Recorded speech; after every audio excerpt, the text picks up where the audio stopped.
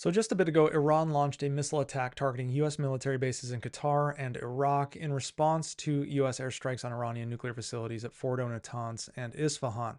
The primary target that Iran was trying to strike was Al Udeid Air Base in Qatar, which is the largest U.S. military facility in the Middle East, housing over 8,000 U.S. troops and serving as the forward headquarters for U.S. Central Command. A secondary target was Ain al Assad Air Base in Iraq. Iran fired 6 to 8 missiles at Al Udeid and at least one at Ain al Assad, with Qatar's advanced air defense systems, including U.S. provided Patriot and THAAD interceptors, successfully intercepting all missiles. No casualties or damage were reported in Qatar, with the explosions heard over Doha and Lusail, likely from air defense activations. Details on Ain al Assad are limited, but the single missile there appears to have been intercepted with no reported harm or losses. The Iranian Supreme National Security Council stated the number of missiles matched the number of bombs used in the U.S. strike, framing the attack as a measured retaliation for what Iran viewed as a violation of its sovereignty.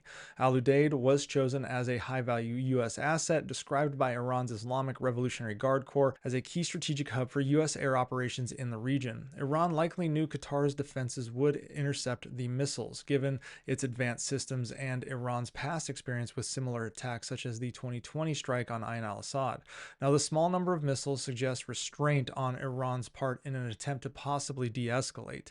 Additionally, reports indicate Iran coordinated with Qatari officials to avoid civilian harm, emphasizing the strike targeted only U.S. forces, which aligns with Iran's economic ties to Qatar, including a shared offshore natural gas field. However, Iran almost certainly knew Qatar would share the information with the U.S., which is another de-escalatory measure. So honestly, it looks like by launching a few missiles against a well-defended base, Iran likely aimed to demonstrate resolve to the Iranian people while minimizing the risk of a broader U.S. response, which it would struggle to counter due to its weakened military capabilities and superior U.S. firepower. So why would Iran de-escalate at this point, though? It seemed like we were on this escalatory spiral.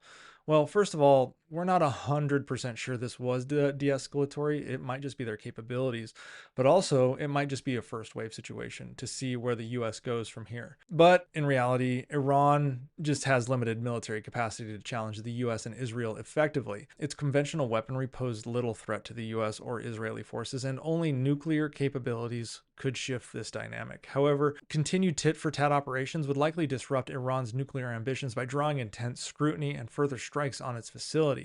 This includes closing the Strait of Hormuz, which, although the Iranian parliament voted to close, the Ayatollah has not given the final order to do so. It's likely a bargaining chip to look at the US and say, stop striking us. We won't strike you guys. We'll leave the Strait of Hormuz open, because if we close it, it would absolutely hurt the world economy, and everyone knows this. But Iran also knows if they close the Strait of Hormuz and escalate this thing, it's going to cause a lot of destruction upon them as well. Strategically, Iran seeks to exit this conflict with the US and Israel simply to preserve the Ayatollah's regime and quietly pursue nuclear development later on. It's done this for decades. As I said in a previous video, this isn't the end of Iran's nuclear program. They clearly moved enough material and equipment to continue the program somewhere else. But they won't be able to advance any nuclear ambitions while still engaged in conflict with Israel, or at least it'll be much, much harder. So much like the cartels and drug makers ordering an end to violence and mayhem in order to get the police off their back so they can make the drugs they need to, Iran really just needs the police off its back right now if it wants to advance any kind of security capabilities into the future. And they definitely want to, because there's vocal assistance coming from Russia, Pakistan, and North Korea at this point. So de-escalation is the best path for Iran to reduce international focus and maintain power for the Ayatollah while avoiding devastating retaliation. And that is exactly what this strike signals. Where we go from here, we're unsure. How the US responds, not sure either, but it seems like this was a much more muted response from Iran than what was expected.